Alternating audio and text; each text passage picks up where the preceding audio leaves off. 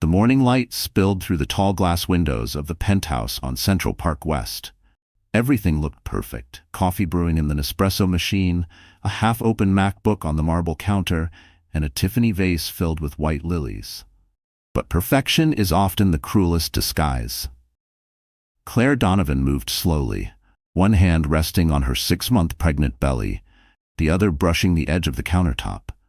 She had been feeling dizzy lately, the kind of exhaustion that comes from pretending everything is fine when it isn't. Her husband, Lucas Hale, a tech millionaire who built his AI startup from a Manhattan garage, was already halfway out the door. His suit was sharp, his tone colder than the morning air. "I'll be home late. The board dinner might run past midnight," he said, not looking up from his Apple Watch. Claire nodded, her voice soft. "You forgot your coffee." He waved it off. "I'll grab one at the plaza." Then the elevator doors closed, leaving behind the faint echo of his cologne and the ache of distance that had been growing for months. Minutes later, Claire noticed something out of place. On the marble island, gleaming under the morning light, sat Lucas's iPhone 15 Pro Max. Face up, unlocked. He must have left it after checking his flight details. The screen lit up again. A message popped up from Vanessa. Her heart froze. She shouldn't look. She knew she shouldn't. But curiosity has its own heartbeat, and hers was pounding louder than ever. The next message appeared. "Ultrasound went great. Doctor says he's healthy. You'll be such a great dad." Claire's breath caught, her vision blurred. For a moment she thought she misread it, but then came another notification. Photos, black and white ultrasound images captioned "Our baby boy." A sharp pain shot through her chest. Lucas's mistress? Pregnant? Her trembling hands unlocked the screen fully. Threads of messages flooded up, each one slicing deeper. "We need to make the story public after your wife signs the prenup update. You're the face of future tech families, Lucas. No scandals. Don't worry about Claire. I'll handle her." Claire scrolled, numb. The timestamps revealed everything. Late-night messages during his board meetings, affectionate texts while she waited home, planning baby showers that weren't hers. Her stomach tightened. The baby kicked. On the kitchen table beside the iPhone sat a small velvet box with a Cartier logo. She had assumed it was for her. Now she knew it wasn't. She closed her eyes. Images flashed, Lucas promising love beneath fairy lights at their wedding, Lucas holding her when her father died, Lucas whispering, "You're my forever." Lies, beautifully packaged lies. The apartment felt colder, emptier. She tried to breathe, but her chest burned. For a long moment she just stood there, silent except for the rhythmic beeping of the refrigerator. Then something inside her shifted. Not rage, not despair. Something quieter, sharper, clarity. She walked to her MacBook Air, opened the email she had once used for freelance clients, and began forwarding every message, every photo, every digital scar to a private folder named Truth. Then she unplugged the phone charger, placed Lucas's iPhone face down, and whispered, "You just lost everything." Claire grabbed her coat, stuffed a few essentials into her canvas tote, a passport, her prenatal documents, and the ultrasound of her own baby, the one he had forgotten to care about.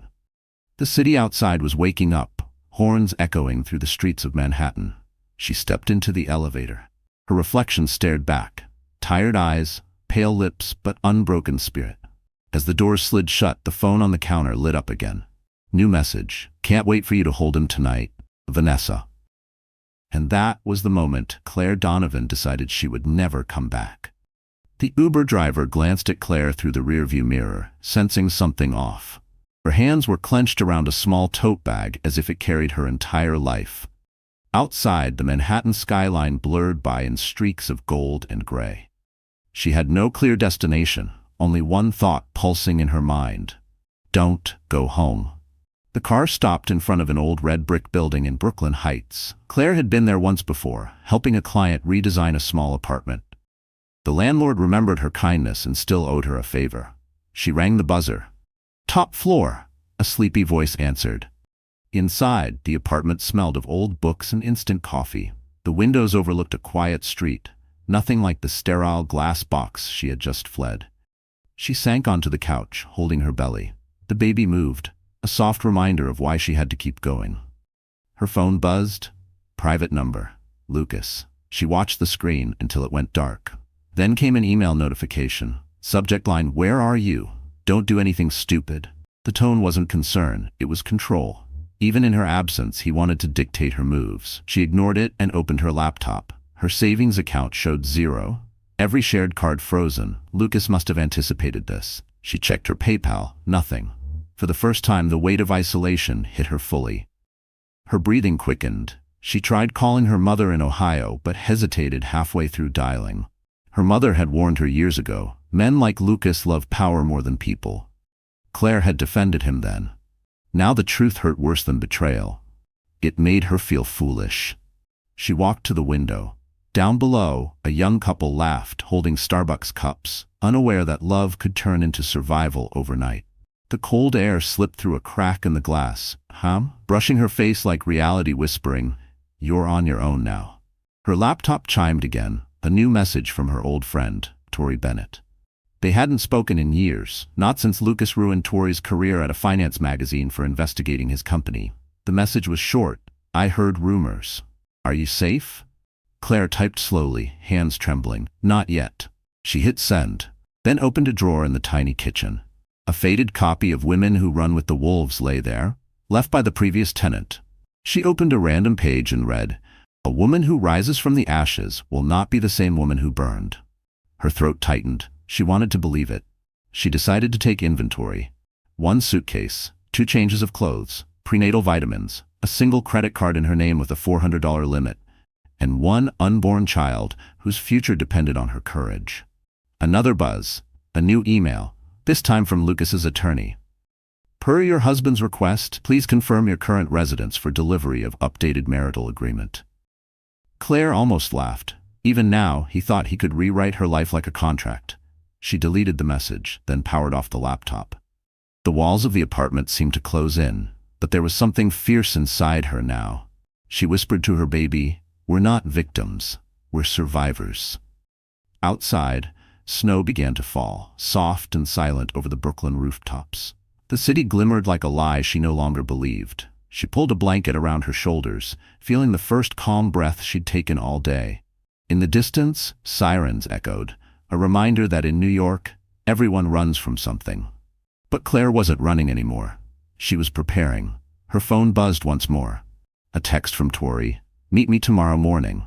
Don't tell anyone." Claire looked out into the falling snow and whispered, "Tomorrow begins the truth." The next morning, the city woke beneath a blanket of gray clouds.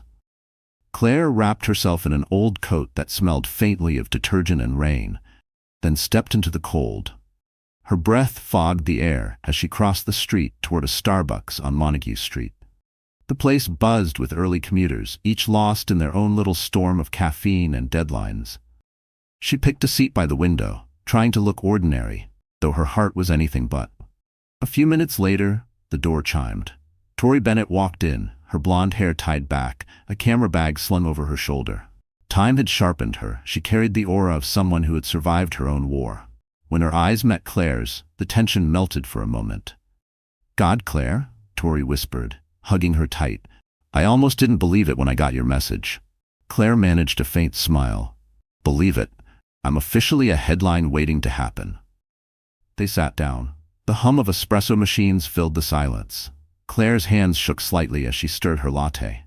Tori noticed. "You're safe now?" "Safe is a stretch," Claire said. "I'm invisible for the moment." She told her everything, from the forgotten iPhone to the ultrasound photos, from the locked accounts to the threats disguised as concern. When she finished, Tori's expression had shifted from sympathy to calculation. "You have evidence?" Claire nodded. "Screenshots, messages, transfers to her, Vanessa Cole, all in a cloud folder." Tori leaned back, processing. "Vanessa Cole, the influencer?" "The same, and she's pregnant, but it's not his." The words hung in the air like a crack of thunder. Tori blinked. "How do you know?" Claire hesitated. "One of the messages mentioned another man, someone named Dylan. A director, I think. Lucas doesn't know yet." Tori's reporter instincts lit up. "That's dynamite. If this gets out, it's not just a scandal, it's corporate suicide." Lucas Hale built his empire on image. Family man, visionary husband, investor favorite. Claire's throat tightened. "I don't want fame. I just want freedom." "You can have both," Tori said softly. "But you need to play it smart." Let me help. Claire looked at her, uncertain. The last time they had crossed paths, Tori had lost her job after publishing a piece about Lucas's questionable funding sources. Lucas had called her unstable and vengeful. Now, the same woman sat before her, extending a hand. "Why help me?" Claire asked. Tori smiled without humor. "Because he burned me too, and because watching men like him fall, it never gets old." A flicker of something, hope maybe, sparked inside Claire. She opened her tote, took out her MacBook Air, and showed Tori the folder named Truth. Inside were screenshots, bank receipts, and voice memos. Tori scrolled through them, her reporter's mind already mapping connections. "This is gold," Tori murmured. "But we don't drop it yet. Not until we have confirmation about the fake pregnancy timeline. I can trace hospital records, quietly." Claire exhaled. "You think we can expose him?" Tori met her eyes. "Expose him? Honey, we can bury him." The two women sat in silence for a moment, the air between them charged with both fear and determination. Outside, the wind pushed snowflakes against the window, scattering light like tiny explosions. Claire placed a hand on her belly. "He thinks I'm broken." Tori's voice was steady. "Good. Let him. The moment he underestimates you is the moment he loses everything." Claire's phone vibrated. A new message. "Don't test me, Claire. I can find you anywhere." She looked at Tori, her face pale but composed. "He's already looking." Tori sipped her coffee and smiled grimly. "Then let's make sure he finds exactly what we want him to." That night, the wind howled through Brooklyn like a warning. Claire sat cross-legged on the worn couch, her laptop glowing in the dark. Tori paced the room, coffee mug in hand, her reporter brain running faster than the city's trains. The air smelled of burnt toast and adrenaline. "We need proof," Tori said finally. "Something that ties Vanessa's pregnancy to someone else. Words won't hold in court." Claire opened her email and searched the backup folder she'd created before leaving Manhattan. Every digital footprint of Lucas's betrayal lived there. Texts, screenshots, voice memos. Her eyes caught one message chain that she hadn't read before. The sender's name, Dylan R. She clicked. The conversation was raw and intimate, far different from Lucas's sterile tone. "I can't keep lying about the baby. You promised me, Dylan. Don't ruin this. I need Lucas to believe it's his." "You're playing with fire, Vanessa." Claire stared, stunned. The truth unfolded like a cruel gift. Vanessa wasn't just manipulative, she was desperate. The baby wasn't Lucas's. It belonged to someone else. Her pulse hammered. She turned the screen toward Tori, who froze mid-step. "Holy hell," Tori whispered. She faked it.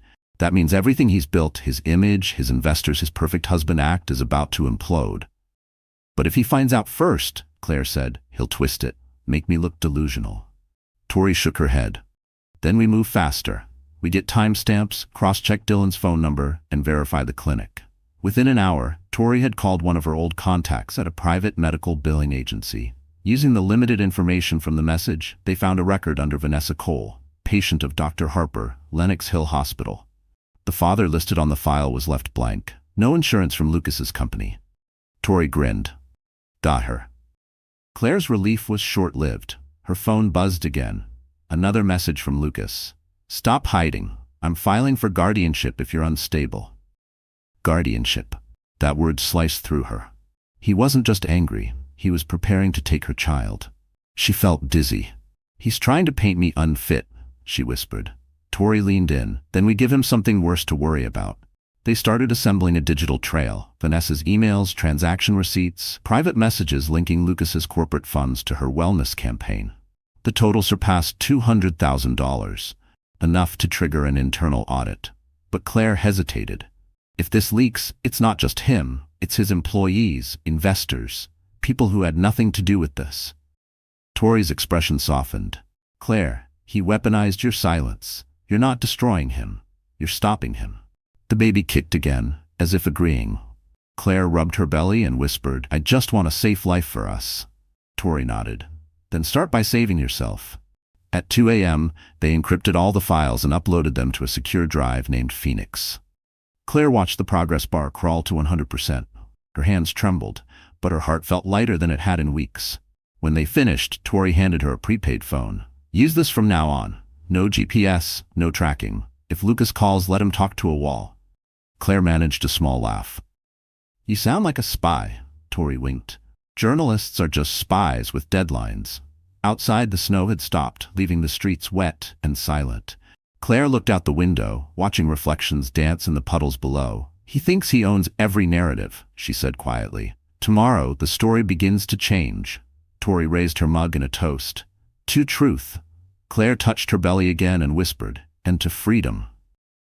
By dawn, the city stirred awake with the sound of horns and the smell of rain-soaked asphalt. Claire sat by the window, wrapped in a gray blanket, staring at the skyline like it held answers. Her laptop rested on her knees, open to her frozen bank accounts. Every number read the same: 0. The man who had sworn to protect her had erased her existence with a few keystrokes. Tori came in with 2 coffees. "Still nothing?" "Nothing," Claire whispered. "He's locked me out of everything. The apartment, the savings, even my health insurance." Tori frowned. "He's cornering you financially. Classic control tactic." Claire gave a hollow laugh. "He always said money made marriage simpler." The phone on the table buzzed, a call from an unknown number. Tori gestured for her not to answer. Claire ignored her and picked up anyway. "Claire?" Lucas's voice was smooth, calculated. "You need to stop this disappearing act. You're scaring everyone. Come home, and we'll fix this." Her grip tightened. "You froze my accounts, Lucas. You think that's fixing something?" His tone darkened. "I froze them because I don't know what you'll do. You're emotional, unpredictable. I'm protecting our child." She almost laughed. "Protecting? You're trying to take control of everything, even my heartbeat." "Be reasonable, Claire. You know you can't survive without me." She hung up before rage made her say something she couldn't take back. The silence afterward felt deafening. Tori leaned forward. "He's not negotiating. He's preparing a case. Guardianship, maybe mental instability. He wants to paint you as unfit before court." Claire pressed her hands against her belly, trying to calm the trembling. "He's not getting my baby. I'll sleep in the streets before I let that happen." Tori smirked. "You won't need to. I know a lawyer who hates men like him. She's a shark." Before Claire could reply, her laptop chimed, the new email from Harper and Moss Law. She opened it and read aloud. "Per Mr. Hale's request, please provide your current address for delivery of updated marital terms." Her voice cracked. "He's serious. He's really doing it." Tori grabbed her phone. "Then we fight smart. Let me make a few calls." While Tori stepped out, Claire wandered to the mirror. Her reflection looked unfamiliar. Eyes darker, posture straighter, something fiercer behind the exhaustion. She touched her stomach. "We're okay," she whispered to the baby. "He won't win this time." Minutes later, Tori returned. "I spoke with a friend in finance. She can help us trace where Lucas moved your assets. If he used company money for personal transfers, that's fraud." Claire blinked. "Fraud, as in criminal?" Tori nodded. "As in prison, if we play it right." The idea felt surreal, but strangely satisfying. For the first time, Claire saw a crack in Lucas's armor, a place she could hit back. By evening, they met Tori's contact, a quiet woman named Nina, who worked in banking compliance. Nina analyzed the statements Claire had saved before her accounts froze. "These look like layered transfers," she said. "Hidden through shell vendors. If any of these paid Vanessa, he's done." Claire's heartbeat quickened. "You can prove it?" Nina smiled faintly. "I can trace every cent." When they left the office, the rain had stopped. The streets shimmered under the glow of streetlights. Tori slipped her hands in her coat pockets. "You know, Claire," she said, "he's not expecting a fight. He's expecting a breakdown." Claire looked up at the sky, the city lights reflecting in her eyes. Then he's about to learn the difference. The wind caught her hair as she whispered to herself, "He took my money, but he forgot I still have my story." Snow flurries swirled through the Brooklyn air as Claire stepped into the small medical office on Atlantic Avenue. The walls were painted a calming sage green, and the faint scent of lavender drifted from a diffuser on the counter. She clutched her file of medical records like a lifeline. Across the desk, a man with kind gray eyes looked up from his tablet. "Claire Donovan?" he asked. She nodded. "Dr. Mason Green?" He stood to shake her hand.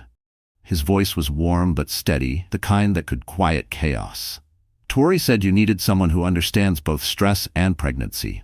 She wasn't exaggerating, was she? Claire gave a half smile. "You could say life's been eventful." He gestured for her to sit. "Why don't we start there?" For a moment she hesitated, but something about his calm presence disarmed her. She told him everything. The betrayal, the frozen accounts, the manipulation, the sleepless nights. Mason listened without interrupting, his fingers steepled beneath his chin. When she finished, silence lingered. Then he said quietly, "Claire, what you're describing is not just betrayal, it's coercive control. He isolated you financially, emotionally, psychologically. That's abuse." The word stung. "Abuse makes it sound like I'm weak." Mason shook his head. "No, it makes him dangerous." Claire's throat tightened. She looked away, blinking hard. "I just keep thinking, maybe I should have seen it sooner." He leaned forward slightly. "Victims always think that. But the truth is, people like him train you not to see it." She took a shaky breath. "What do I do now?" Mason opened her medical chart. "First, we take care of your health. You've been under severe stress. That can affect the baby. I want to schedule weekly check-ins and document everything. If he tries to challenge your stability, we'll have medical proof that you're coherent and capable." Claire's eyes widened. "You'd do that?" "Absolutely," he said. "And I'll refer you to a legal advocate who works with pregnant women in abusive relationships. You're not alone anymore, Claire." For the first time in weeks, she felt something close to safety. "Thank you," she whispered. He smiled. "Let's make sure your baby arrives in peace, not fear." After the appointment, Claire walked outside feeling lighter. The air was crisp, and the snowflakes melted against her cheeks. For the first time since she'd left Lucas, she wasn't trembling. That night, she called Tori. "He's helping me," Claire said. "Mason, he's documenting everything. If Lucas tries to pull a mental health card, it won't work." Tori exhaled. "Good. We'll need that. His lawyer's been sniffing around the press, trying to frame you as unstable." Claire's stomach turned. "He's really going that far?" "He's terrified," Tori said. "When men like Lucas lose control, they go for the jugular. But don't worry, we've got proof of his lies." Later, alone in her small apartment, Claire pulled out her journal. On the first page, she wrote, "I'm not broken, I'm rebuilding." She sipped her tea, staring out at the snow-lit street. Somewhere across the river, Lucas was probably in his luxury condo, still believing she was powerless, but she wasn't. Not anymore. Her phone buzzed, an email from an unknown address. The subject line read, "I know what Vanessa did." Her pulse quickened. She opened it. Inside was a single sentence. "You deserve to know who the real father is." Her breath caught. She stared at the screen, her reflection shimmering in the glass. Outside, a siren wailed through the night, echoing like a warning. Claire whispered to herself, "Then let the truth come." By the following week, the storm Claire had been bracing for finally broke loose. It started with a headline that spread across every social feed in Manhattan. "Tech millionaire Lucas Hale expecting child with PR star Vanessa Cole." The article featured a glowing photo of Lucas and Vanessa leaving the Hamptons in his black Mercedes, both smiling like their sins had been airbrushed away. Claire saw it while waiting at Dr. Mason's clinic. The words felt unreal, like a movie script about someone else's life. Her fingers went cold around her phone. Beneath the article, comments poured in, thousands of strangers celebrating the perfect power couple. No one knew the wife, still legally married to Lucas, was sitting in a waiting room, 6 months pregnant and forgotten. Mason stepped out of his office, noticing her expression. "You saw it?" She nodded, forcing a bitter smile. "The world finally knows, I guess." He sat beside her. "How are you holding up?" "I thought seeing it would break me," she said quietly. "But it just confirms what I already knew. He's not hiding anymore. He's replacing me." Mason's voice softened. "No, he's exposing himself." Later that afternoon, Tori burst into the apartment, laptop in hand. "Claire, it's everywhere. Every outlet's running the same story. But here's the part that's interesting. None of them mention that he's still married. Someone's feeding them sanitized press releases." Claire frowned. "You think Vanessa's behind it?" Tori snorted. "Oh, absolutely. She's been selling the fairy tale pregnancy to every lifestyle blog that'll pay. I've already reached out to one of her assistants. The timing of this is too perfect. It's damage control for Lucas." Claire rubbed her temples. "He wants to destroy me publicly before I can defend myself." "Exactly. So we get ahead of it." Tori opened her laptop. "We leak the truth, but not through gossip channels. I'm talking credible business media. Imagine this headline: Lucas Hale's company funds used to finance mistress's PR baby. The investors won't care about romance, they'll care about money." Claire hesitated. "Won't that hurt innocent people at his company?" Tori looked at her steadily. You didn't choose this war. He did. We're just telling the truth. Claire stared at the screen. Lucas's smile in those glossy photos burned into her mind. He looked untouchable, confident, the man she once thought could build the world for her. But now she saw the cracks, the arrogance, the fear behind the show. Mason's words echoed in her head. He's not hiding anymore. He's exposing himself. Do it, she whispered. Tori's fingers flew across the keyboard. Within minutes, files from their encrypted drive, bank transfers, private invoices, emails with Vanessa's name, were ready to send. She hit upload. Hours later, the first domino fell. A small finance blog posted a story hinting at financial inconsistencies within Lucas's startup. By midnight, the story was everywhere. The next morning, stockholders demanded an internal audit. Lucas's PR team scrambled. A reporter called him live outside his Manhattan office. Mr. Hale, is it true company funds were used to support your partner's pregnancy? His face stiffened. Cameras flashed. No comment, he snapped before ducking into his car. Claire watched it all unfold on TV, heart pounding. Justice didn't come fast, but it was coming. Her phone buzzed, a message from an unknown number. You started a war you can't win. Come home before it's too late. She typed back with shaking fingers. You already lost, you just don't know it yet. Tori glanced over her shoulder, smirking. That's my girl. Claire smiled faintly, her voice steady. Let the world see the man behind the mask. The morning after the scandal broke, Lucas Hale's empire began to wobble like a glass tower in an earthquake. His company's headquarters on Madison Avenue looked the same. Mirrored glass, clean lines, and confidence. But inside, panic spread faster than caffeine. Executives whispered in hallways, lawyers flooded conference rooms, and journalists camped outside the entrance, hungry for a statement. Lucas stood in his corner office, jaw clenched, staring at the headlines on his MacBook Pro. Investors demand clarity after alleged misuse of funds. His reflection in the screen looked older, thinner, desperate. Vanessa's voice echoed from the couch behind him. You need to get ahead of this, she said, scrolling through her phone. Say it's a smear campaign. Blame your ex, your unstable wife. Everyone already loves a comeback story. Lucas turned sharply. Don't call her that. Vanessa raised a brow.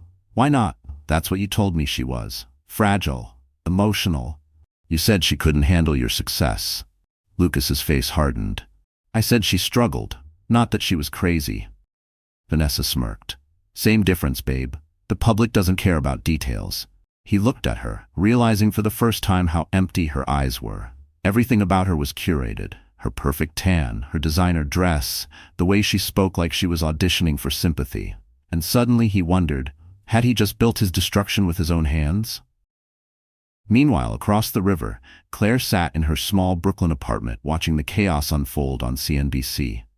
The host discussed the company's plummeting stock, while footage of Lucas ignoring reporters played on loop. She sipped lukewarm tea, her belly heavy beneath the blanket. For the first time she felt no fear, just clarity. Tori called. He's bleeding investors, Claire. 20% down since the story dropped. But listen, there's more. A whistleblower inside his company just contacted me. They claim Lucas approved those payments himself. We'll have documentation within 24 hours. Claire's heart skipped. That's enough to end him. That's enough to bury him. Tori corrected. That evening, Vanessa posted a photo on Instagram, smiling, hand on her belly, caption "Truth always wins." The comments exploded with support and hate alike. Claire scrolled through them, almost pitying her. The woman was lying to millions, clinging to a fantasy. But every lie eventually costs its maker. Back in his penthouse, Lucas's phone buzzed nonstop. Investors, lawyers, PR agents. His CFO, Brian, entered with a folder. We've got a serious problem. The audit team traced funds from our marketing budget to Vanessa Cole's personal accounts. You authorized the transfers. Lucas's throat went dry. I didn't know they were personal. She said it was for brand partnerships. Brian's expression was grave. It's still misuse of company assets. If this leaks further, the SEC will get involved. Lucas sank into his leather chair, rubbing his temples. Find a way to fix it. Brian hesitated. There might not be a fix this time. When Brian left, Lucas stared at his phone, tempted to call Claire. Somewhere inside, guilt flickered, small but real, yet pride crushed it instantly. He texted Vanessa instead. Pack your things. We need to disappear for a while. Vanessa's reply came fast. Disappear? I thought we were going public. What happened to your confidence? Lucas didn't answer. He closed his laptop, poured himself a drink and stared at the skyline. For years, that view had made him feel invincible. Now it looked like a mirror of everything collapsing. In Brooklyn, Claire placed her hand on her belly and whispered, "Let him drown in the lies he built." Outside, the wind rattled the windows. Somewhere far above Manhattan, thunder rolled, a sound like justice approaching. 2 days later, Manhattan buzzed like a nest of hornets. Reporters gathered outside Hale Technologies, their cameras flashing through the glass lobby. Words like fraud, scandal, and embezzlement filled every morning broadcast. Lucas Hale, once the golden boy of Silicon Alley, was suddenly radioactive. At the same hour, in Brooklyn Heights, Claire and Tori huddled over a small kitchen table covered in printouts. The apartment smelled of black coffee and printer ink. A storm brewed outside, thunder grumbling across the sky like the city's disapproval. Tori was typing furiously on her laptop. "Our contact came through," she said. "These emails show Lucas personally authorizing transfers to Vanessa's PR firm, money straight from investor funds." Claire scanned the pages. "How can people like him think they'll never get caught?" Tori smirked. "Because for too long, they didn't." Claire's phone buzzed. Another email, this time from Lucas's lawyer. "Mrs. Hale, please respond regarding your mental fitness evaluation in custody terms." She sighed. "He's still trying to paint me as unstable." Tori's eyes glinted. "Then let's make the world see who's really losing his mind." By noon, Tori uploaded a set of encrypted files to a confidential journalist server. Within an hour, major outlets picked up fragments, internal emails, suspicious invoices, and screenshots of Lucas's private exchanges with Vanessa. But Tori saved one last card, the most explosive. She turned to Claire. "This next part's dangerous. The source gave me an audio file from inside Lucas's office. It's him threatening his CFO to alter the books." Claire froze. "You're kidding." Tori shook her head. "It's crystal clear. But if we release it, he'll know it came from inside. Someone could get fired, or worse." Claire thought for a long moment. "People like him build their power on silence. It's time the silence ended." Tori nodded slowly. "Then we do it." They listened once more before sending it. Lucas's voice filled the room. "You make those numbers match the narrative, or I'll find someone who will. Do you understand me?" The recording was damning. Within hours, the internet erupted. Hale's scandal trended nationwide. By evening, the company's board announced a temporary suspension pending investigation. Across the river, Lucas sat in his dim apartment, the sound of his own downfall echoing from the television. Vanessa paced the floor, panicked. "You said this was under control," she cried. "Shut up," he hissed. She threw her phone at him. "You're not the man you pretend to be. You can't fix this." He turned toward her, eyes cold. "You think I built this empire to let it burn because of a weak little woman?" Vanessa laughed bitterly. "Funny, that's exactly what you did." She stormed out, slamming the door so hard the walls shook. For the first time in his adult life, Lucas felt fear. Not of losing money, but of being exposed. Meanwhile, Claire sat quietly on her couch, watching the same broadcast that played in his apartment. A commentator read part of the leaked transcript aloud, analyzing each word. She should have felt triumphant, but what she felt was peace. Mason called to check in. "You've seen the news?" "Yes," she said softly. "It's happening. You okay?" "I'm better than okay. For the first time, I can breathe." He smiled on the other end of the line. "That's what justice feels like at the beginning." She looked out the window. Lightning flashed over the skyline, slicing through the dark clouds. Somewhere in that storm, Lucas Hale's empire crumbled, piece by piece, truth by truth. Claire whispered to herself, "You built your castle out of lies, Lucas. Now it's time to live inside the ruins." The city awoke the next morning to the sound of scandal echoing through every screen in America. Financial news anchors wore grim expressions as they dissected the Hale Technologies collapse. On CNBC, a scrolling ticker read, "CEO under investigation for fraud and misuse of funds." Shareholders demanded answers, and the once untouchable Lucas Hale had become a national headline for all the wrong reasons. In the small Brooklyn apartment, sunlight filtered through the blinds, striping the floor like prison bars. Claire sat on the couch, wrapped in a wool blanket, scrolling through the coverage. For a long time she said nothing. Then quietly, He's finally paying for it. Tori looked up from her laptop. The board's convening today. Word is they'll force him to resign. Claire's hand trembled slightly as she set her tea down. Do you think he knows it came from me? Oh, he knows, Tori said with a grin. But proving it? That's another story. The television flickered to a live feed. Lucas was standing outside his office building, flanked by reporters. His once immaculate suit looked rumpled, his tie loose. Cameras flashed as a journalist shouted, "Mr. Hale, do you have a statement about the audit?" Lucas's jaw flexed. "These accusations are false," he said. "This is the work of a vindictive ex-wife trying to destroy my career. I've always acted with integrity." Tori snorted. Integrity? That man couldn't spell the word. Claire stared at the screen. The calm mask on Lucas's face looked familiar, too familiar. It was the same mask he had worn when he convinced her she was the problem. For a heartbeat, the room felt smaller, her breath shorter. Tori noticed. "Hey, breathe. He can't touch you anymore." Claire nodded slowly. "You're right, but I need to do one last thing." She opened her laptop and began typing. Mason had told her to keep a personal record, dates, times, every form of manipulation and abuse. But now she wrote something different, a statement, not for court, but for herself. "I believed in a man who built his power on my silence. He used my love as leverage, my fear as currency. But truth doesn't need permission to exist. It survives." When she finished, she sent the document to her lawyer with one line in the email: "For custody and closure." That evening, Lucas returned to his penthouse, the city below buzzing with his downfall. The lights of Manhattan stretched endlessly, but none of them warmed the emptiness inside. On the marble counter sat a single envelope, addressed to him in handwriting he recognized instantly. Claire's. He hesitated, then tore it open. Inside was a copy of their wedding photo. Across the back in neat script she had written, "You lied to everyone, including yourself. Now the truth will raise our child." For the first time, Lucas felt the sharp weight of regret, but it came too late. His phone buzzed. A call from his lawyer. "The board's voting to remove you, Lucas. Step down now or they'll press charges." He dropped the phone on the counter, staring at the city he once ruled. All the power, the money, the applause, it meant nothing now. Across the river, Claire stood by her window, holding her belly as her baby kicked softly. "We did it," she whispered. "We're free."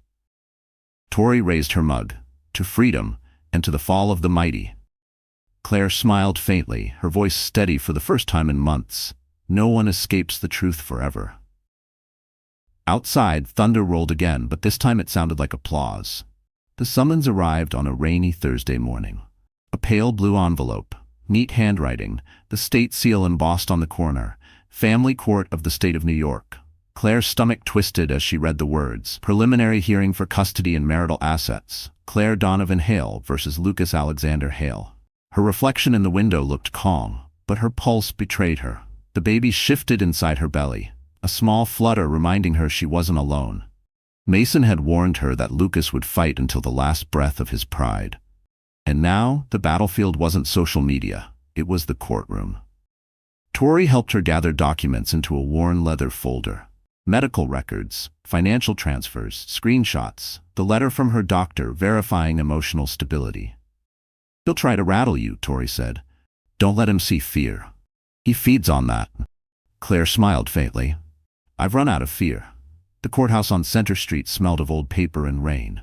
Reporters waited near the steps, whispering as she entered. Cameras flashed, but she kept her head high. The security guard nodded kindly. Maybe he'd read her story, or maybe he just saw the exhaustion behind her grace. Inside, the courtroom buzzed. Lucas was already there, crisp suit, expensive watch, flanked by two lawyers. He looked at her briefly, that familiar smirk tugging at his lips, the same smirk he used when he thought he still controlled her. Claire met his gaze, expression unreadable. The judge entered. "We're here to discuss temporary custody and financial matters pending divorce." Lucas's attorney rose first. "Your Honor, my client is deeply concerned for the safety of his unborn child. Mrs. Hale has a documented history of emotional instability, running away, erratic behavior, lack of financial discipline." Claire's lawyer, a sharp woman named Andrea Monroe, stood calmly. "Your Honor, my client fled an abusive, coercive marriage. We have evidence of psychological manipulation, financial isolation, and deceit. Mrs. Hale has maintained full prenatal care under medical supervision. She handed over Mason's affidavit. The judge adjusted her glasses. Dr. Green's report indicates Mrs. Hale is stable, cooperative, and entirely fit for motherhood. Lucas shifted uncomfortably. His attorney objected. The doctor could be biased. He's personally acquainted with Mrs. Hale. Andrea smiled coolly. Then perhaps we should also question Mr. Hale's objectivity, since he's been photographed publicly with another woman while still married. A murmur rippled through the room. Lucas's jaw tightened. Claire remained silent, hands folded over her stomach, a statue of quiet defiance. Andrea continued. We've also submitted proof that company funds were used to support Mr. Hale's mistress, Vanessa Cole, over $200,000 misappropriated. We believe these actions demonstrate Mr. Hale's moral and financial irresponsibility. Lucas sprang up. That's not true. She set me up. The judge's gavel struck the wood. Mr. Hale, sit down. The silence afterward was suffocating. The judge looked between them and finally said, until the investigation concludes, Mrs. Hale will retain primary residence and decision-making authority for her unborn child. Financial assets frozen until further notice. Lucas paled. For once there was no press release, no boardroom spin, no narrative left to twist. Just a man losing everything, piece by piece. Claire exhaled shakily. The gavel hit again. Court adjourned. As people began filing out, Lucas whispered hoarsely, You'll regret this. Claire turned to him, her voice soft but lethal. No, Lucas, you will. Outside, rain poured over the courthouse steps, but it felt cleansing, not cold. Tori handed her an umbrella. You were brilliant in there. Claire smiled through tears. I didn't fight to win, I fought to stop losing. She looked up at the gray sky and whispered to her child, We're almost free. 2 weeks after the court hearing, the empire of Lucas Hale began to collapse in slow motion. What started as whispers became a full-scale corporate meltdown. Every morning brought a new headline. Every night, another investor withdrew. Hale Technologies under federal investigation. CEO accused of fraud and misconduct. His name, once printed on Forbes covers, was now poison. Inside the Madison Avenue headquarters, the air smelled like panic and burnt coffee. Assistants packed boxes, lawyers shouted over phone calls, and security guards hovered near the elevators like vultures circling a carcass. Lucas stood in his glass office, eyes hollow, watching as employees carried out stacks of documents. The skyline outside mocked him, bright, alive, and indifferent. His CFO, Brian, walked in looking exhausted. The board's unanimous. You're being removed effective immediately. Lucas's voice cracked. I built this company from nothing. Brian sighed. And you destroyed it with your ego. I'm sorry, man. He left without shaking hands. Lucas stared at the city one last time, remembering the early days, sleeping on office floors, pitching to investors, promising he'd change the world. Somewhere along the way, he had traded vision for vanity, and now the world was collecting its debt. That afternoon, news broke that federal agents had seized company records. Television cameras swarmed the front entrance as Lucas was escorted out by security. A reporter shouted, Mr. Hale, do you regret your actions? He said nothing, just pulled his coat tighter and disappeared into the chaos of midtown traffic. Across the river, Claire watched the footage on her TV. She sat on her couch, legs curled under a blanket, the baby's steady kicks pulsing beneath her ribs. Her emotions were tangled: relief, sorrow, vindication. She had loved him once. But the man she loved had buried himself under greed long ago. Tori burst through the door, holding her phone. You're not going to believe this. Vanessa just did a live stream. She's crying, claiming she was misled and that the baby isn't Lucas's after all. Claire blinked. She admitted it? Tori grinned. Oh, she admitted everything. Said she was pressured to keep up the lie. Said Lucas promised to leave you but never did. It's all over the internet.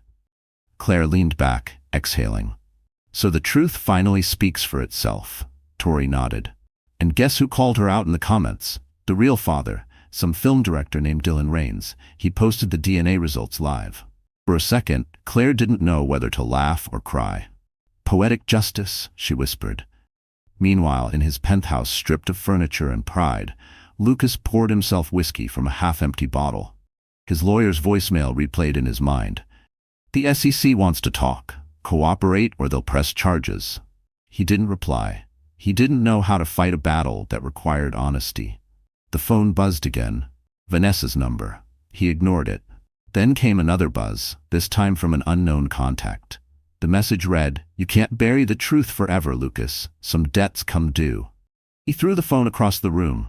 It shattered against the marble floor, the sound echoing like a verdict. In Brooklyn, Mason arrived with takeout and a gentle smile. "How's the warrior mother tonight?" Claire smiled weakly, watching a king lose his crown. Mason sat beside her. "You didn't destroy him, Claire. He destroyed himself. You just stopped pretending he was good." She nodded, eyes glistening. "I just wanted peace." "You've earned it," he said softly. Outside, New York glittered like a field of fallen stars. For the first time, Claire felt the city breathing with her, not against her.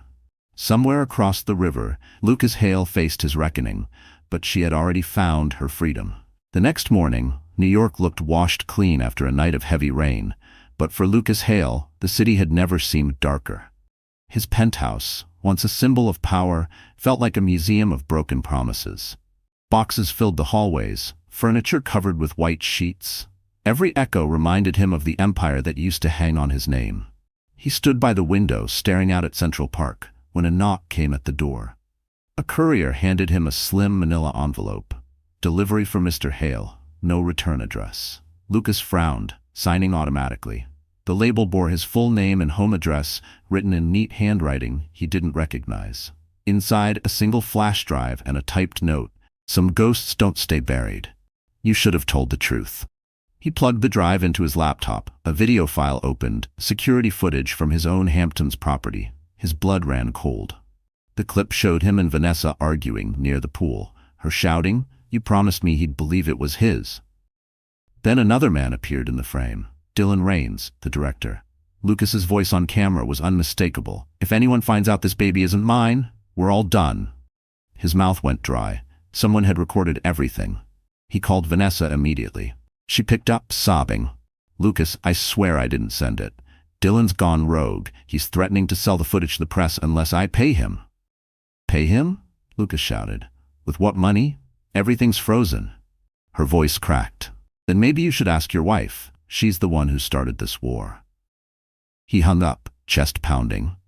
His empire was gone, his mistress was panicking, and his ex-wife, the woman he once dismissed as fragile, was winning a war he never saw coming. Across the river in Brooklyn, Claire was in her small living room with Tori, Mason, and a woman from the DA's office. The flash drive had been sent to her first. She'd already made copies. Tori grinned. "This is it, the nail in his coffin. He admits on camera that the baby isn't his and that he covered up fraud. We can deliver this to the authorities tonight." Claire stared at the frozen image on the laptop. Lucas mid-yell, a man she barely recognized. Once, that face had been her home. Now it was her evidence. "Are you sure you want to do this?" Mason asked quietly. "This will end him completely. No redemption, no comeback." Claire's voice was steady. "He had his chances. He chose lies. I'm choosing peace." They filed an anonymous submission to the district attorney's office that night. Tori double-encrypted the files, ensuring no trace could be linked to Claire. The DA confirmed receipt within hours. By morning, federal agents arrived at Lucas's building with a warrant. Cameras swarmed again as he was led out in handcuffs, still wearing the same shirt from the night before. The clip went viral before he even reached the car. Former CEO Lucas Hale arrested for fraud and obstruction. Vanessa tried to call him, but he didn't answer. Her public apology livestream crashed under millions of comments calling her a liar, a fraud, a thief. She deleted her account that night. When Claire saw the news, she didn't smile. She simply closed her laptop and whispered to her unborn child, "Justice doesn't need celebration, it just needs truth." Mason placed a hand on her shoulder. "It's over now." Claire shook her head softly. "No, it's beginning." She stood by the window, looking at the Manhattan skyline glowing under the afternoon sun. For years, it had symbolized power. Now it symbolized survival. She whispered to herself, "He built everything on secrets, and secrets always have witnesses." A week after Lucas's arrest, the media still couldn't stop talking about him. Every channel replayed the same footage, his wrists in handcuffs, his expression defiant yet hollow. The man once hailed as the architect of American innovation had become a cautionary tale overnight. Yet behind the sensational headlines, another story was quietly forming. The story of the woman he tried to erase. Claire had refused all interview requests until now. When Tori brought her the offer from the New York Times Sunday magazine, she hesitated. They don't want a pity story, Tori explained. They want the truth. Your voice, your side. No manipulation. Just you. Claire thought about it all night. Finally, she agreed. One interview. No cameras, just words. The meeting took place in a small cafe in Brooklyn, tucked between a bookstore and a florist. Claire arrived wearing a simple cream sweater and jeans. She didn't look like the ex-wife of a fallen millionaire. She looked like someone rebuilding herself piece by piece. The journalist, a middle-aged woman named Evelyn Shaw, turned on her recorder. "Whenever you're ready," she said gently. Claire took a breath. "I didn't leave because of another woman. I left because of silence. He built a world where everything looked perfect, but I was drowning in it. I was told what to wear, what to think, what to feel. I stopped recognizing my own reflection." Evelyn nodded. "And now? Now I know that survival isn't loud. It's waking up and deciding you still matter." The cafe was quiet, except for the soft hum of conversation around them. Claire continued, her words slow and deliberate. "People ask if I want revenge. I don't. Revenge means you're still playing their game. I just wanted to stop playing." Evelyn asked, "How do you feel about his arrest?" Claire's gaze dropped to her tea. "I feel sorry for the man he could have been, but not for the man he chose to be." Outside, a few photographers waited discreetly, but Claire ignored them. The interview lasted 2 hours. When it ended, Evelyn switched off the recorder and smiled. "You're stronger than you think." "I'm not strong," Claire said softly. "I just ran out of ways to be weak." That night, Tori uploaded the final draft for Claire's approval. The headline read, "Claire Donovan, the woman who chose truth over power." Claire read the piece 3 times, each line peeling away another layer of pain. She didn't sound like a victim. She sounded free. The story went live on Sunday morning. Within hours, it went viral. Women from all over the country flooded the comments. "You spoke for all of us. This gave me courage. Finally, a story that isn't about the fall of a man, but the rise of a woman." Claire sat by her window, tears slipping silently down her cheeks. For the first time, she wasn't being defined by his name. She was her own story. Meanwhile, in a federal detention center in Lower Manhattan, Lucas saw the article printed on a folded newspaper. Her face stared back at him from the front page. Serene, unafraid. The headline stabbed deeper than any sentence could. He crumpled the paper and threw it against the wall. For once, there was no one left to blame. Back in Brooklyn, Mason stopped by with coffee. "The whole city's talking about you," he said with a grin. "They're calling you the woman who turned survival into strength." Claire smiled faintly. "Let them talk. Maybe it'll help someone else escape before it's too late." She looked out the window at the skyline glittering through the dusk. The same city that once witnessed her humiliation now echoed her redemption. And for the first time, Claire Donovan whispered, "This is what freedom feels like." 3 days after her interview broke the internet, Claire received an unexpected call. A federal investigator asked if she would meet privately to discuss additional testimony regarding Lucas's case. She agreed, thinking it would be held at an office. Instead, when she arrived at the courthouse conference room, Lucas was there, escorted by 2 agents, dressed in an orange jumpsuit. Her pulse raced. She hadn't seen him face to face since the hearing. He looked smaller somehow, older, his eyes hollow. When their gazes met, 100 memories, good and bad, flashed through her mind like broken glass. "Mrs. Hale," one of the agents said, "Mr. Hale has requested to speak with you before the next deposition. You're under no obligation." Claire hesitated, then nodded. 5 minutes. The agent stepped outside, leaving them alone in a silence so sharp it hummed. Lucas spoke first. "You look different." Claire folded her hands on the table. "I am different." He laughed bitterly. "So this is it? You get your redemption story, your fame, while I rot in a cell?" "This isn't fame, Lucas," she said softly. "It's consequence." He leaned forward, voice rising. "You think you're innocent? You destroyed me." She met his fury with calm. "No, you destroyed yourself. I just stopped covering the wreckage." For a moment he said nothing. Then his tone shifted, smooth, rehearsed, the same tone that once fooled her. "We can fix this, Claire. Say you exaggerated. Say you were emotional. Help me, and I'll help you. You and the baby can have everything back." Her stomach turned. You still think everything can be bought. I built an empire, he snapped. You think I won't build another? She stared at him, pity replacing anger. You can rebuild buildings, Lucas, but you can't rebuild trust. Not when the foundations rot. His hands trembled. I loved you, he said suddenly, voice cracking. You were my balance. I just lost my way. Tears stung her eyes, but she refused to let them fall. You didn't lose your way. You sold it. The door opened. The agents returned. Lucas's lawyer signaled time was up. As they led him away, he turned once more, desperation flickering like the last spark of a dying flame. Claire, please. Tell them I'm not a monster, she whispered, almost to herself. Monsters never think they are. When the door closed, Claire's knees went weak. Mason, waiting in the hall, steadied her.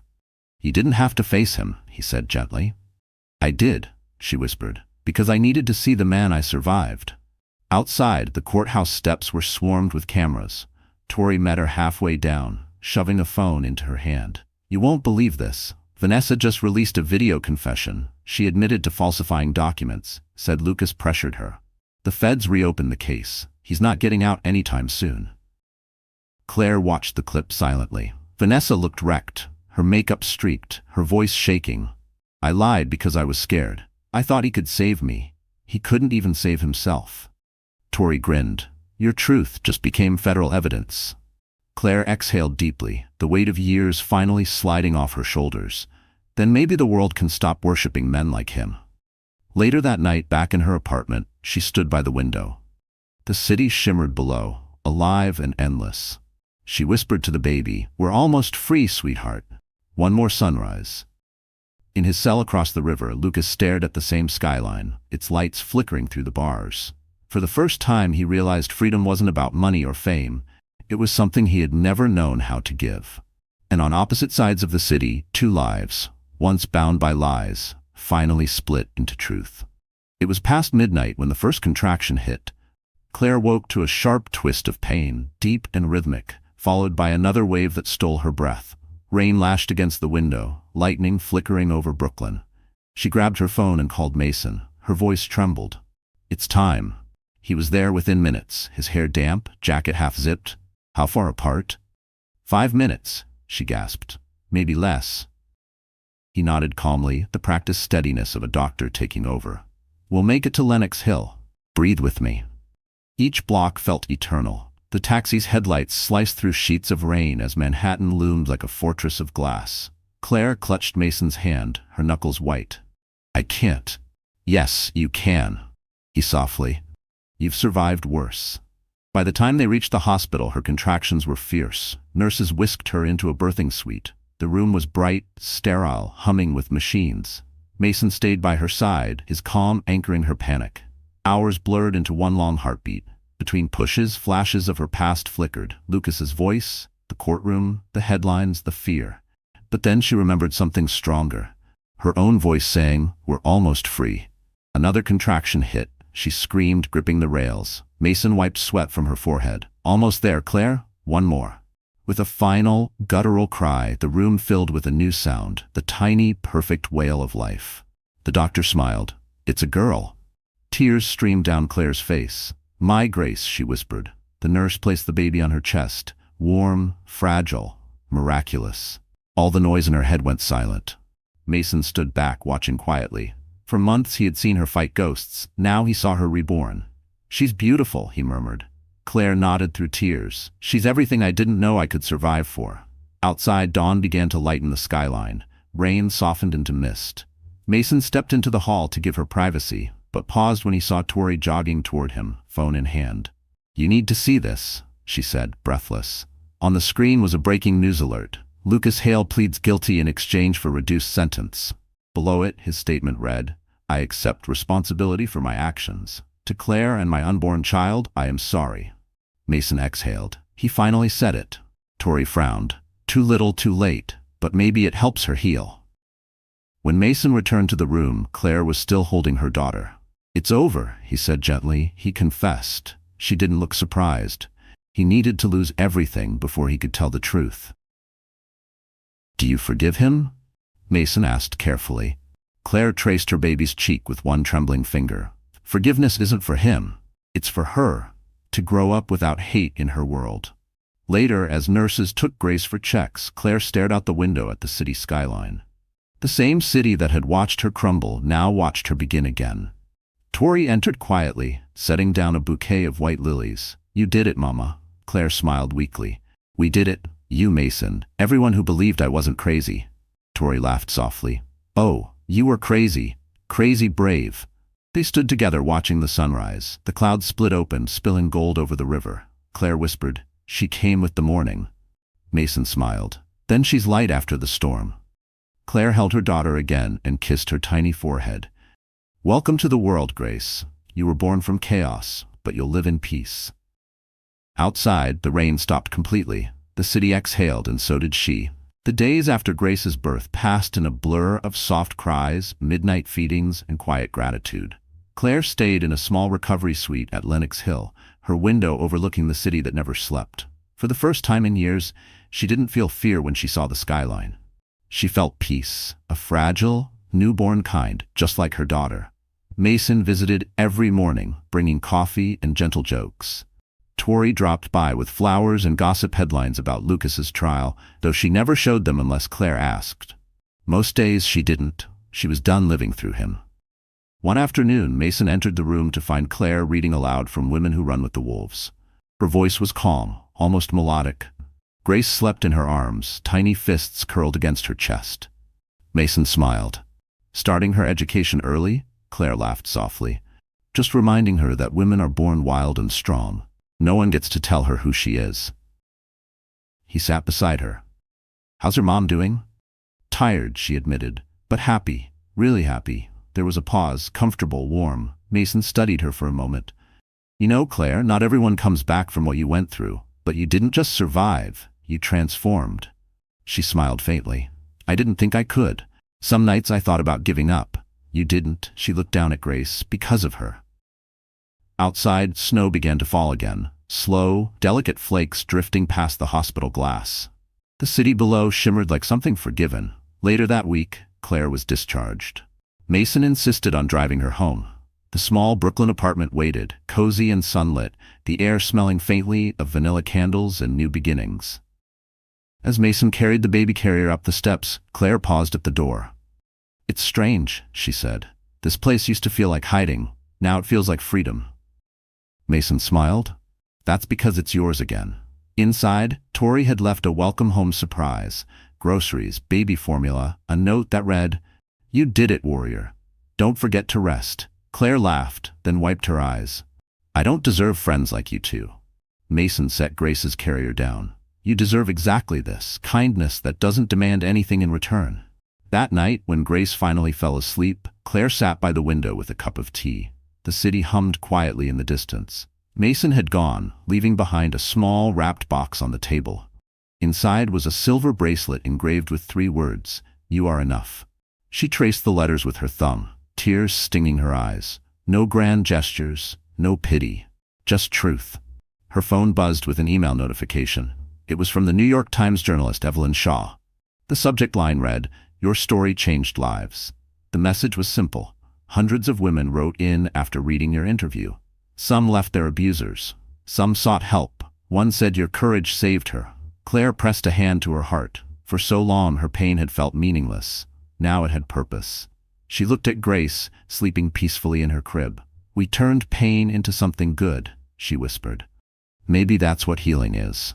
Across town, in his prison cell, Lucas stared at a photo clipped from the newspaper, the one of Claire holding Grace. The caption read, "The strength of truth." For a long time he said nothing. Then, quietly, almost like a prayer, he whispered, "I'm sorry." But in Brooklyn, Claire was already beyond hearing. She closed the curtains, turned off the lights, and lay beside her daughter.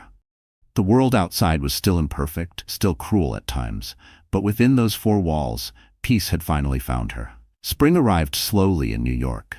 Like the city itself was learning how to breathe again. For Claire Donovan, every sunrise now felt like a small miracle. Grace was 3 months old. Chubby cheeks, curious eyes, and a smile that could melt any leftover shadow. The past was still there, but it no longer dictated the rhythm of her days. Her mornings began with sunlight pouring through the window of her Brooklyn apartment. She'd sit by the crib, sipping coffee, humming softly as Grace kicked her legs in delight. The air smelled faintly of lavender and baby powder, a scent she would later come to call the smell of freedom. One morning, Mason stopped by carrying 2 Starbucks cups and a paper bag of croissants. "Doctor's orders," he said, smiling. "Eat something that isn't cereal." Claire laughed. "You're worse than the nurses." He placed the coffee on the table, glancing around. "You've made this place beautiful. I like the new colors." The apartment had changed. Soft creams and pale blues replaced the grays of fear. On the wall hung a framed quote, "What tried to break you built your wings instead." "It feels like home now," she said. Mason nodded. "And work? You're still designing?" Claire's eyes brightened. "Actually, yes. I took a few freelance projects, small office spaces. It feels good to create again." She paused, her voice softening. "For a while I thought I'd never work again. He made me believe I was useless without him." Mason's gaze was steady. "That's how control works. But look at you. You're building again." Before she could reply, Grace began to fuss. Mason picked her up carefully, bouncing her in his arms. "Hey, little one, your mom's tougher than she looks, huh?" Claire smiled, warmth flooding her chest. Watching him with her daughter felt natural, peaceful, something she hadn't realized she'd missed. That afternoon, Tori came by with a new magazine. "Guess who's on the cover of Architect's Digest?" she teased, tossing it onto the table. Claire blinked. The headline read, "From Survivor to Creator, Claire Donovan's Designs of Renewal." Beneath it was a photo of her in her studio, Grace asleep beside her laptop. "Tori, what is this?" Tori grinned. "You're trending again, but this time for something beautiful. They love your story and your work." Claire flipped through the pages. The article described how she used reclaimed wood and soft light to symbolize second chances. Every line carried hope, not pity. Mason leaned over her shoulder. "You realize this is the first article with your name on it that doesn't mention his." Claire smiled. "Then maybe I finally exist on my own terms." They spent the evening talking and laughing. For once no one mentioned courtrooms or scandals. The city outside hummed softly, the streets glowing under warm streetlights. When Mason left, Claire walked him to the door. "You've done more for me than you know," she said. He shook his head. "You did it yourself. I just reminded you how strong you already were." As the door closed, Claire looked around the apartment. Her art sketches pinned to the walls, Grace sleeping soundly, a half-finished mug of tea beside her. Everything was ordinary, yet extraordinary. Later she sat by the window, watching Manhattan's skyline shimmer across the river. The same skyline that once represented pain now felt like a promise. She whispered, "We're not surviving anymore, baby. We're living." Outside, the first blossoms appeared on the trees lining the street. The world was still imperfect, but for the first time Claire didn't need perfection. She had peace, purpose, and a little girl who smiled in her sleep. And in that quiet, illuminated apartment, under the soft hum of the city, Claire Donovan realized that light doesn't erase the darkness. It grows from it. The evening air over Brooklyn carried a golden calm that made the world seem brand new. Claire was standing in front of her mirror, trying on a navy blue dress she hadn't touched in years. Grace slept peacefully in her crib, a faint hum of lullabies playing from the phone on the dresser. Tonight wasn't about business or revenge or survival. It was about living again. Mason had invited her to a charity gala for women entrepreneurs at the plaza. "You don't have to come," he'd said, smiling in that gentle, patient way of his. "But it's full of people who believe in what you're doing now. You might even find investors for your studio." At first, Claire hesitated. For years, fancy events meant manipulation, a stage where Lucas had paraded her as an accessory. But tonight felt different. She wasn't someone's silent shadow anymore. She was walking into that ballroom as her own story. When she arrived, the chandeliers glowed like constellations. Waiters glided between tables with champagne, laughter filled the air, and for once, luxury didn't feel like a cage. It felt like victory. Mason found her near the entrance. He looked different in a tuxedo, still kind but effortlessly confident. "You came," he said, smiling wide. "I almost didn't," she admitted, glancing around. "But I figured the woman in the mirror deserved to try again." He handed her a glass of sparkling water. "Then let's toast to second beginnings." They walked through the crowd together, meeting investors, designers, and other women who had built their dreams from ashes. Claire shared her vision for her new design studio, Grace Interiors, explaining how she wanted to create spaces that healed the people living in them. Her voice was steady, full of quiet conviction. Halfway through the night, the event organizer called Mason to the stage. "Dr. Mason Green," she announced, "for his contributions to women's health initiatives and emotional recovery programs." Applause filled the room. Mason gave a brief, heartfelt speech, ending with, "Healing isn't about forgetting what broke us. It's about learning to build again, with the cracks still visible." His eyes found Claire in the crowd as he said it, and for a moment, it felt like the room disappeared. Later, they stepped out onto the balcony overlooking Central Park. The city glowed below, the hum of traffic soft and distant. Claire exhaled, her breath turning to mist. "You're really good at this, making people believe again." Mason leaned against the railing. "I don't make people believe. I just remind them they still can." Silence settled between them, warm and unhurried.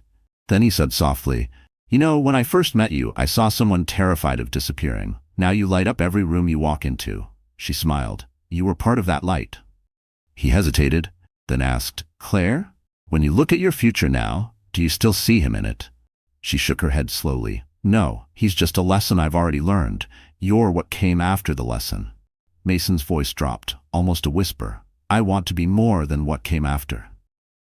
Claire felt her heart flutter, the kind of fear that wasn't about danger, but possibility. She met his eyes, then stopped, standing so far away.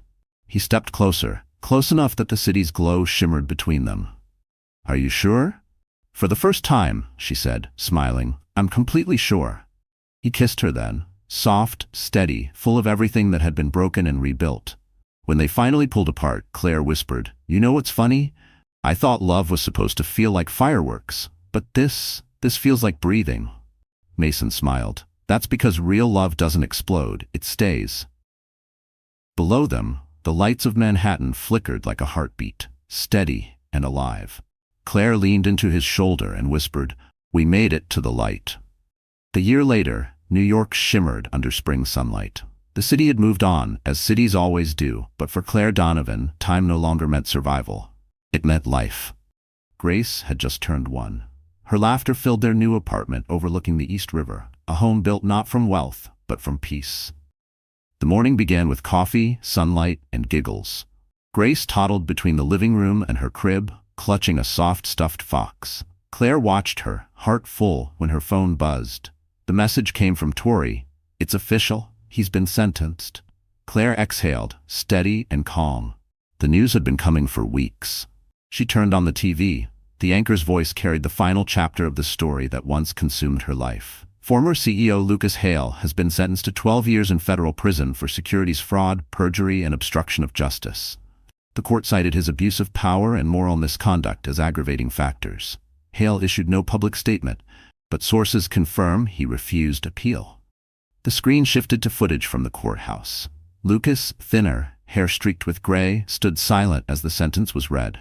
No arrogance, no denial, just emptiness. For a moment, Claire felt the ache of old memories. Then she turned off the TV. She whispered to Grace, "It's done, sweetheart. The story's over."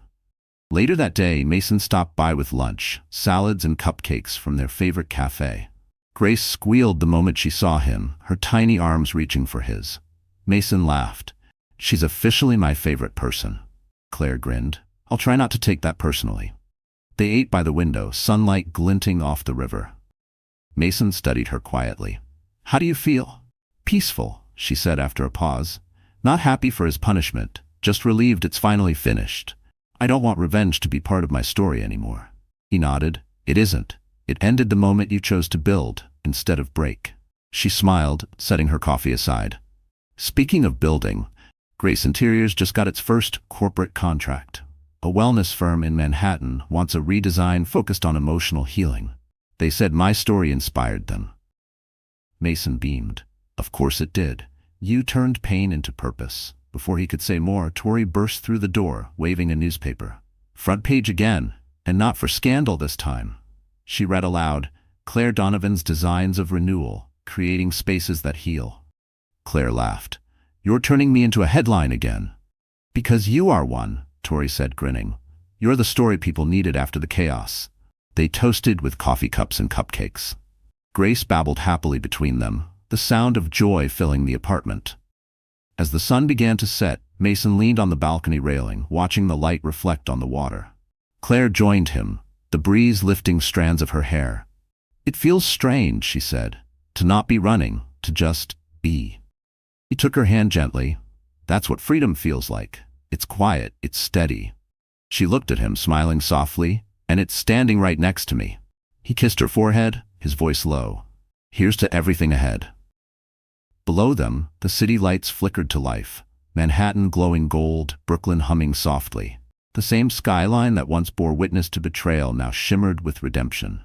Claire whispered to her daughter, now dozing in her stroller, "You were born in the storm, but you'll grow up in the light." As night settled, she closed her eyes and breathed in the calm. For the first time, the story didn't hurt. It healed. And somewhere beyond the river, the echo of justice faded, replaced by laughter, warmth, and love that promised to last forever. So, that's how our story comes to an end. You're still here, aren't you? If you've made it this far, something in Claire's journey must have touched your heart in a quiet, personal way. Maybe it's the strength she found after being broken, or the way she rebuilt her life one breath at a time. Her story isn't just about revenge. It's about healing, about choosing peace over pain. You know, the Stoics used to say, what stands in the way becomes the way. Marcus Aurelius wrote that every obstacle can lead us closer to wisdom if we let it.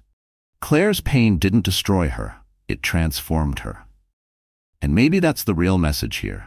No matter what breaks you, you can turn it into something beautiful if you don't let it define you. So if tonight you're watching this and feeling lost, remember, you can begin again, right now. You don't have to have it all figured out to start healing. If this story spoke to you, please like the video, share it with someone who might need hope, and don't forget to subscribe. We're building a community for hearts that refuse to give up. You belong here, with us.